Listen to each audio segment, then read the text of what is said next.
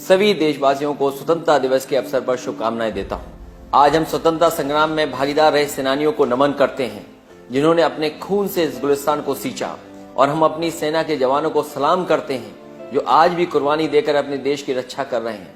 आजादी के बाद भी देश के प्रगति के मार्ग पर आगे बढ़ाने में करोड़ों भारतीयों का योगदान रहा। हम उनको भी नमन करते हैं। आजादी की लड़ाई से लेकर आज तक महिलाओं ने न सिर्फ अपने परिवार बल्कि अपने देश के विकास में भी अहम भूमिका निभाई है।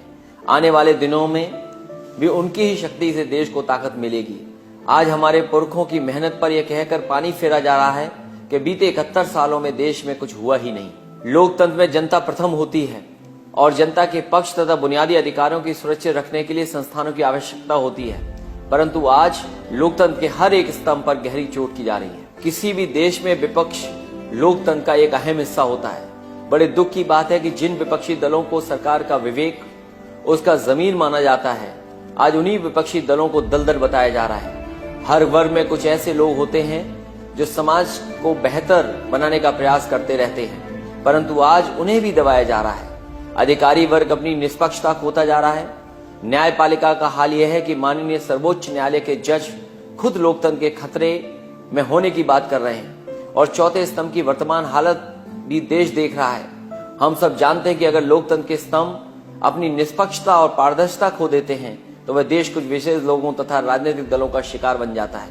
माननीय सर्वोच्च न्यायालय के एक पूर्व जज का भी मानना था, जो समाज सतर्क नहीं रहेगा वह अपनी स्वतंत्रता खो देगा। जब तक ये स्तंभ आजाद रहते हैं तब तक लोकतंत्र न केवल सुरक्षित रहता है बल्कि सफलता की ओर तेजी से बढ़ता भी है। आज मीडिया और सोशल मीडिया के माध्यम से इतना शोर मचाया जा रहा है कि हम एक दूसरे से बात करने का ढंग भूल चुके हैं। हम भूल चुके हैं कि सरकार और जनता के बीच का संबंध कैसा होना चाहिए, सरकार के लक्ष्य क्या होने चाहिए, उसकी जिम्मेदारियां क्या होनी चाहिए। हमारा देश विश्व का सबसे बड़ा लोकतंत्र है, जिसका संवैधानिक ढांचा डॉक्टर बाबा साहेब अम्बेडकर जैसे महापुरुषों ने तैयार किया। इस ढांचे की सीमाएं भी तय करनी आवश्यक थी, क्योंकि बिना किसी सीमा के लोकतंत्र भीड़ तंत्र में भी परिवर्तित हो सकता है। मैं समझता हूं कि विकास केवल तभी संभव है जब लोगों को सुरक्षा, शिक्षा और चिकित्सा की चिंता न हो। देश एक परिवार की तरह होता है, और यदि परिवार का कोई सदस्य किसी मुसीबत से जूझ रहा हो तो उसका असर पूरे परिवार पर पड़ता है। टीवी और अखबारों में आए दिन अर्थव्यवस्था से संबंधित एक नई बहस छिड़ जाती है। आंकड़ों के जरिए ये साबित करने की कोशिश की जा रही है कि भारत प्रगति की ओर बढ़ रहा है, लेकिन अगर सच्चाई मालूम करनी हो तो आप किसानों का दुख सुनिए, मजदूरों का दर्द समझिए और गरीबों से पूछे कि अर्थव्यवस्था में क्या बदलाव आया है। मध्यम वर्ग के लोगों से पूछे कि महंगाई के चलते उन्हें कैसे पैसे बचाने पड़ रहे हैं। छोटे व्यापारियों के खाते देखिए, वे आंकड़े क्या बताते हैं, तथा कथित आर्थिक सुधार का असर हर वर्ग पर पड़ रहा है। कृषि से लेकर उद्योग तक सारे क्षेत्र कठिनाइयों का सामना कर रहे हैं। भारत के डीएनए में विकास है, लेकिन इस डीएनए के साथ खिलवाड़ किया जा रहा है, ठीक उसी तरह जैसे हमारे किसानों के देसी बीज को मॉडिफाई किया जा रहा है।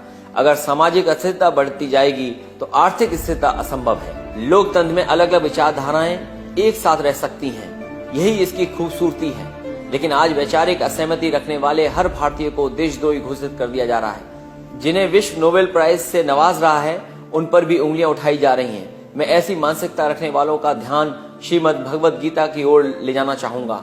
6 अध्याय के 32वें श्लोक में भगवान श्री कृष्ण ने भी उसे असली योगी माना है, जो बिना किसी भेदभाव के सभी को समानता की दृष्टि से देखे, जो औरों के सुख को अपना सुख और उनके दुख को अपना दुख समझे।